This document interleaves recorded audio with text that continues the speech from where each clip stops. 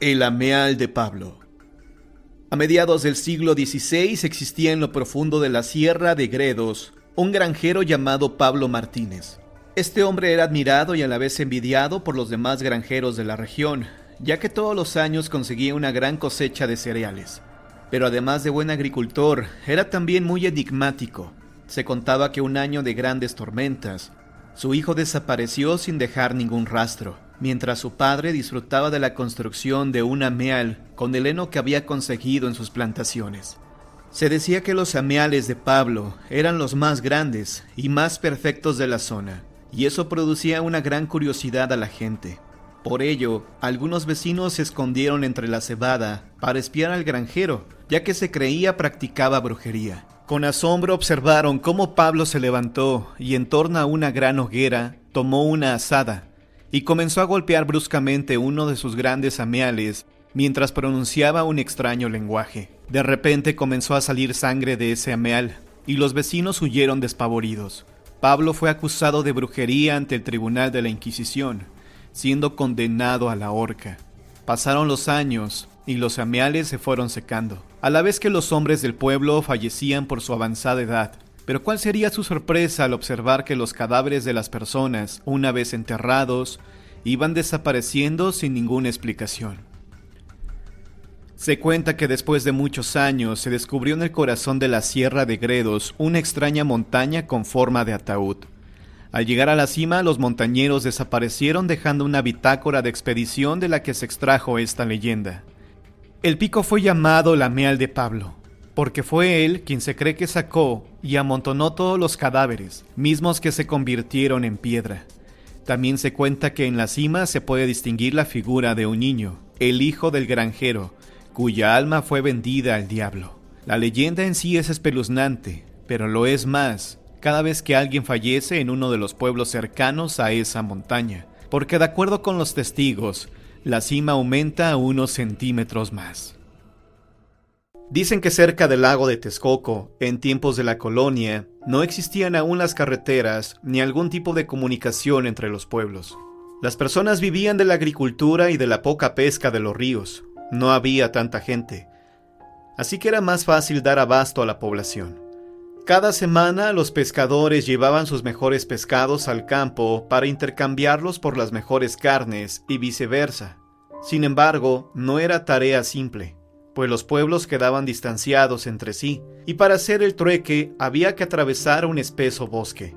La gente de los pueblos cercanos siempre había temido entrar en el bosque, por el frío y la siniestra niebla que lo envolvía de mañana a noche y que se deslizaba silbando entre los árboles. El bosque era inquietante en sí por su amenazante profundidad, por los sonidos que se desprendían con el viento y los silbidos y gritos de los animales. En múltiples ocasiones los pueblerinos circundantes debían atravesar, ya bien entrada la noche, aquellos parajes desolados y atemorizantes para llegar temprano a la mañana siguiente a su destino.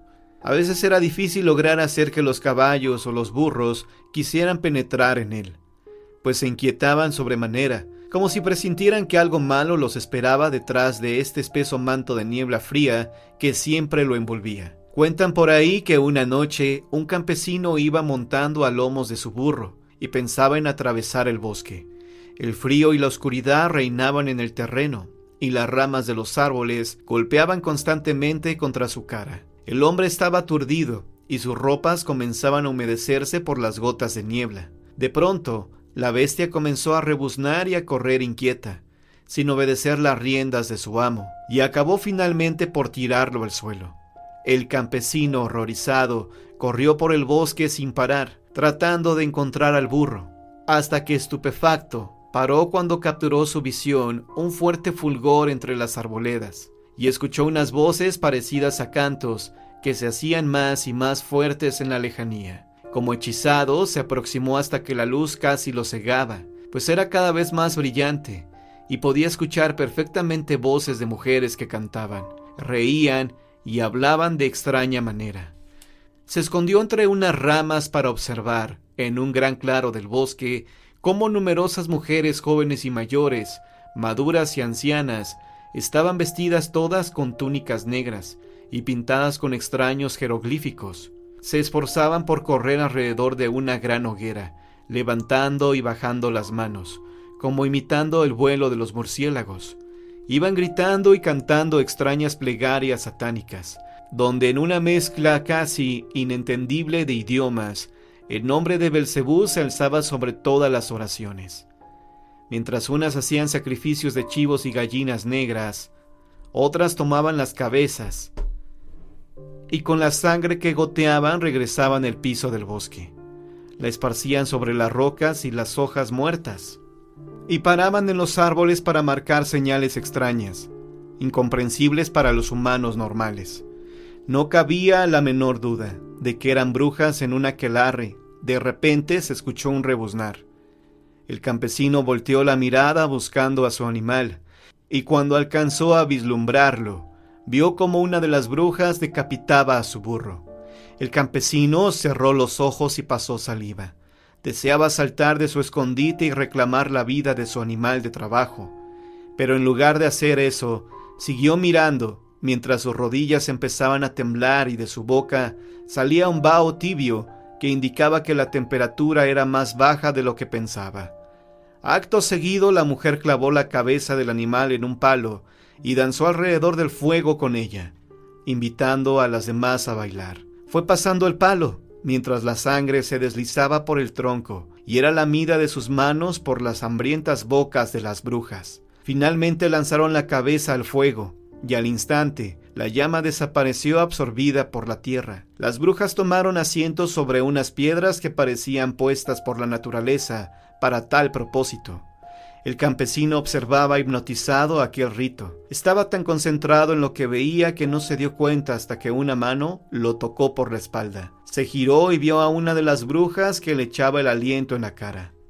Él lo aspiró y sintió como una extraña y oscura niebla se metía en su cuerpo, mientras la bruja le decía con voz calmada: «Todo aquel que nos haya visto ha de fallecer.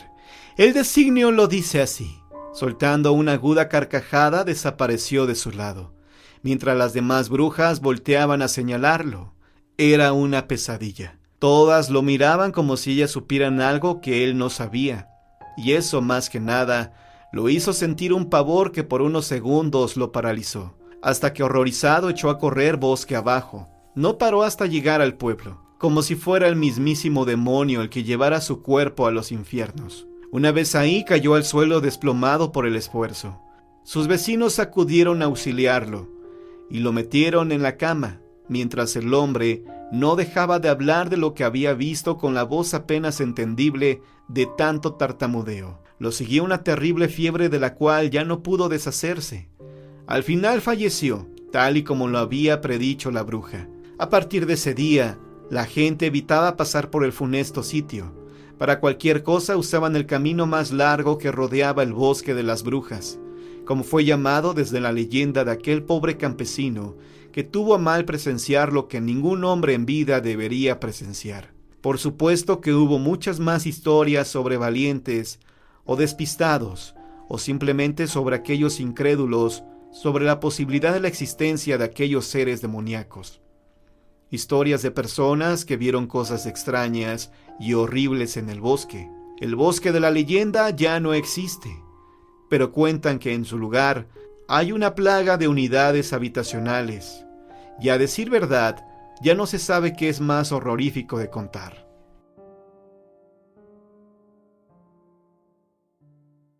El Diablo, Baja California Sur.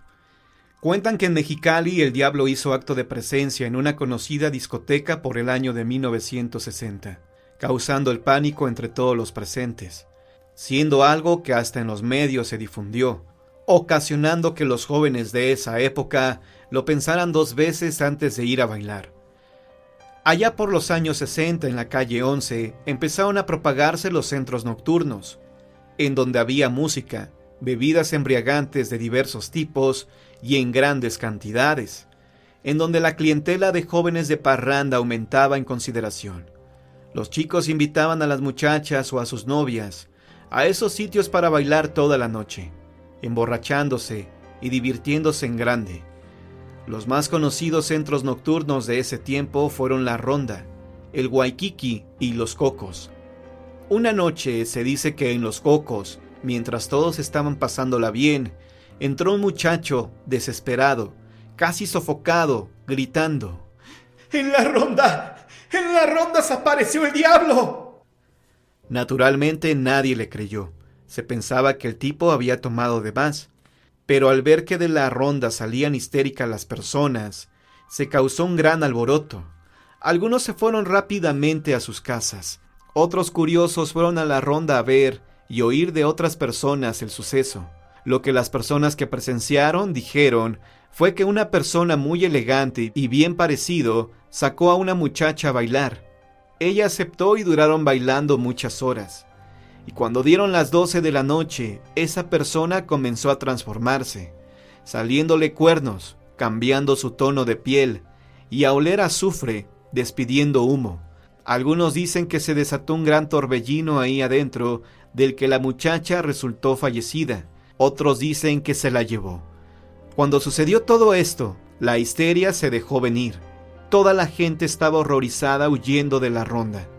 El lugar se quedó solo cuando todo eso pasó. El rumor se hizo general entre la población mexicalense, ocasionando que disminuyera demasiado el auge que tenían estos centros nocturnos, por la supuesta aparición del diablo.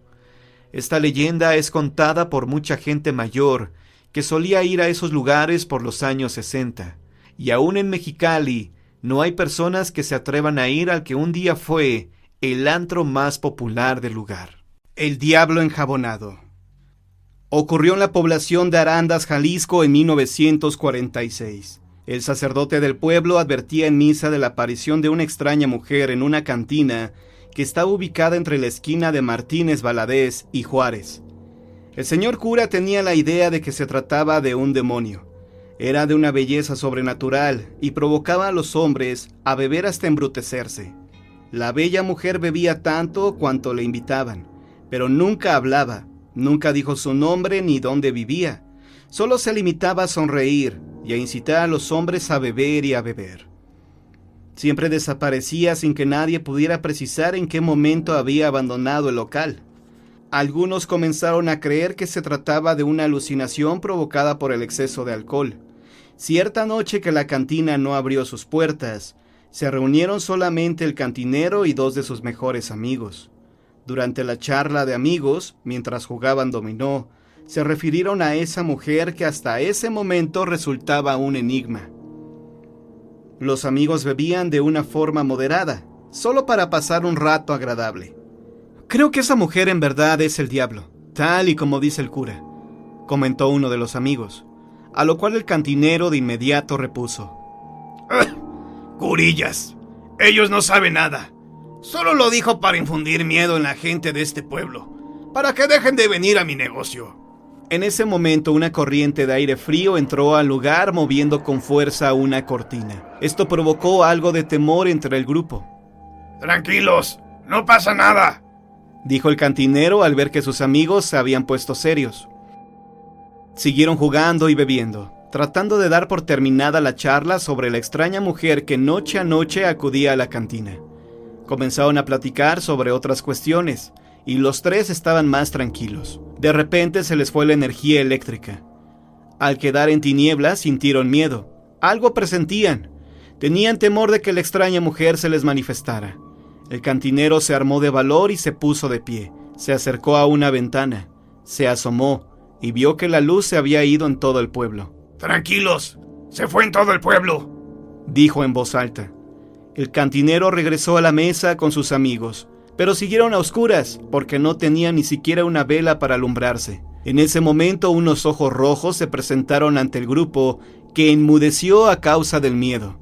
El cantinero, por instinto o Dios sabrá por qué razón, se paró rápido, tomó una cubeta con agua jabonosa que tenía en la otra mesa y la arrojó sobre esos ojos rojos que cada vez brillaban con mayor fuerza. Al hacer esto, la energía eléctrica regresó. Se prendieron las luces y los ojos rojos desaparecieron. Para mayor horror, descubrieron sobre la mesa una 4ª copa con lápiz labial en la orilla, como si una mujer hubiera estado bebiendo con ellos.